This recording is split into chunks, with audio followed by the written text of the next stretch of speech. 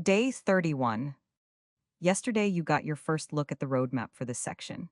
Today you're going to learn about a tool that lets you control exactly how each asset behaves before your algorithm ever touches it. QuantConnect sets up assets with defaults, but defaults are not always what you want.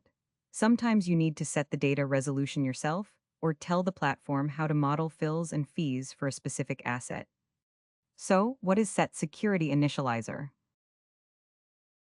SetSecurityInitializer is a method that lets you define custom settings for each security the moment it gets added to your algorithm, before any data starts flowing.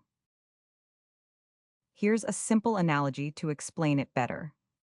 On the left we have the new hire checklist. On the right, SetSecurityInitializer. Imagine a company that hires new employees.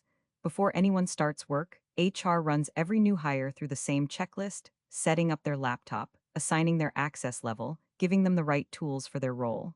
The work hasn't started yet. The setup is just done once, right at the beginning. The new hire checklist here says, before this person does anything, configure them correctly. SetSecurityInitializer works exactly the same way. Every time a new security is added to your algorithm, the initializer runs once on that security, which in this case is. You set the resolution, the fill model, the fee model, all before the first bar of data ever arrives. With that, we wrap up the simple introduction of the concept of SetSecurityInitializer in QuantConnect. Here's a quick knowledge check. SetSecurityInitializer runs once for each security when it is added to the algorithm, true or false. And the correct answer is true. That's exactly when it runs. Once at the moment the security is added, not on every bar, not on every trade, just once at setup.